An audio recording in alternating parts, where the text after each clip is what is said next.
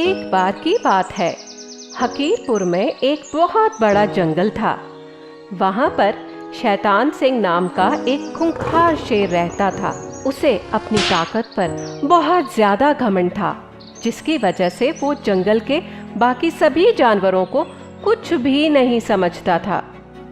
शैतान सिंह का एक चमचा गीदड़ भी था, जो उसकी हर वक्त चापलूसी करता था।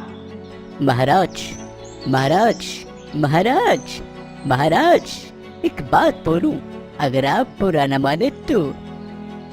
हाँ हाँ, बोलो। महाराज, ये हाथी आपकी बाकी जानवरों के सामने बहुत ज्यादा बेइज्जती करता है। आपका तो पता नहीं महाराज, लेकिन मुझको बहुत बुरा लगता है। ऐसी बात है, लगता है इस हाथी को सबक सिखाना ही पड़ेगा। चलो मेरे साथ। ओ हाथी के बच्चे, कहाँ छिपकर बैठा है? बाहर आ, आज दो दो हाथ हो ही जाएं। हाथी बाहर आता है। हाथी को देख डरते हुए गीदड़ पीछे हो जाता है। क्यों बे शैतान सिंह, मरने के लिए तुझे मेरा ही घर मिला था क्या? ख्याल अच्छा है, लेकिन कौन जीता है और कौन मरता है, इसका फैसला अभी हो जाएगा। शैतान सिंह हाथी को मारने के लिए उसके ऊपर कूदता है, लेकिन हाथी उसको मारकर दूर फेंक देता है और शैतान सिंह जख्मी हो जाता है। महाराज, महाराज, महाराज, आप ठीक तो हो ना महाराज?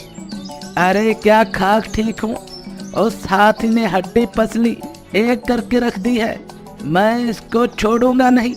शैतान सिंह और गीदड़ वापस अपने ठिकाने की तरफ जाते हैं।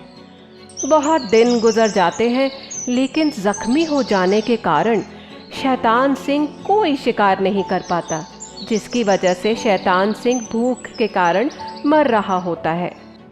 तो दूसरी तरफ गीदड़ को भी शैतान सिंह से ही उम्मीद थी कि वो कोई शिकार करेगा तो उसके हिस्से में कुछ खाना आएगा। महाराज, महाराज, कितने दिन हो गए अच्छा खाना नहीं खाया, कुछ कीजिए महाराज, भूख के मारे मेरी तो जान निकल रही है। भूख तो मुझे भी लगी है, मगर करूं क्या? इस चोट की वजह से मैं बहुत ज्यादा भाग दौड़ नहीं कर सकता। महाराज, इस तरह तो हम दोनों ही भूख की वजह से मर जाएंगे। कोई हल तो होगा महाराज कि हम अपनी भूख मिटा सकें। शैतान सिंह सोचने लगता है। एक आइडिया है मेरे पास। क्या आइडिया है?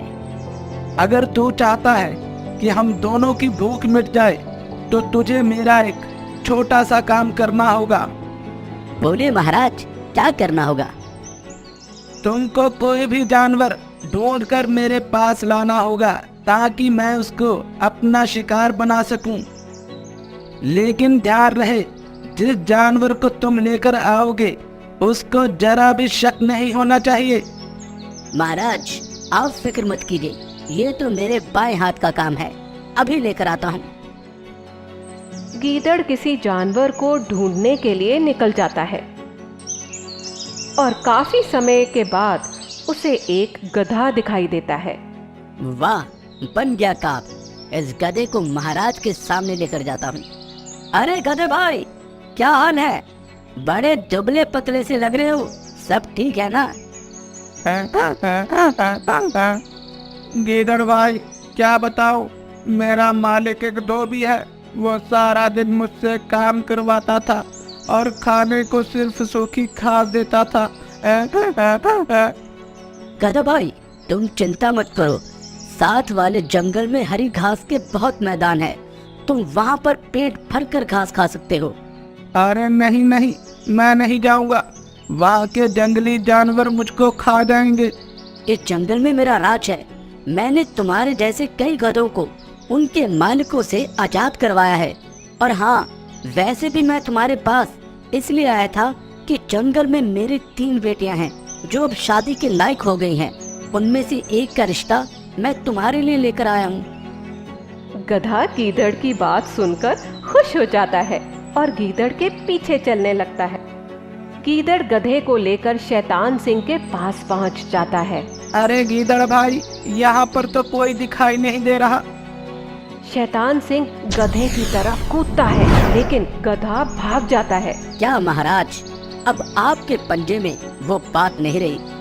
मैंने अपना पंजा खोला ही कहा था अभी। मेरे पंजा खोलने से पहले ही वो भाग निकला।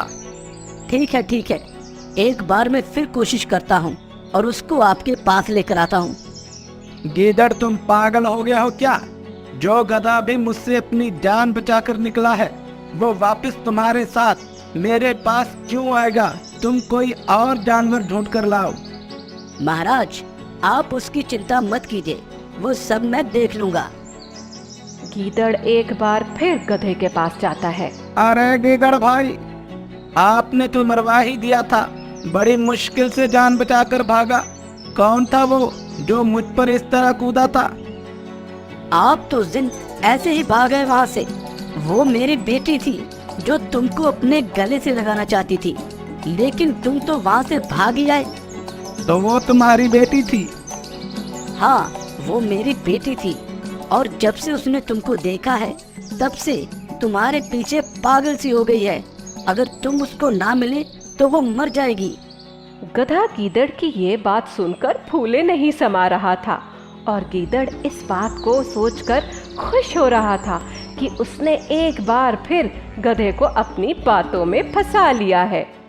गधा एक बार फिर गीदड़ के पीछे चल देता है, और इस बार जैसे ही वो शैतान सिंह के पास पहुंचता है, शैतान सिंह उसको अपना शिकार बना लेता है। आपने तो एक झटके में ही इसका खेल खत्म कर दिया। मैं नहाने जा रहा हूँ, तब तक तुम इस पर नजर रखो। शैतान सिंह तालाब में नहाने चला जाता है, और गीदड़ मरे हुए गधे के पास बैठा रहता है। क्या करूं क्या करूं, बड़ी जोरों से भूख लग रही है और महाराज नहाने चले गए हैं।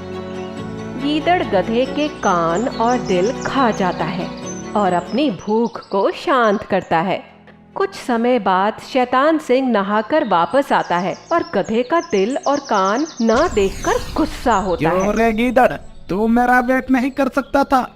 तू गधे का दिल और कान दोनों खा गया। नहीं महाराज, ऐसी कोई बात नहीं। दरअसल इस गधे के कान और दिल तो है ही नहीं थे। अगर होते तो वो वापस आपके पास क्यों आता?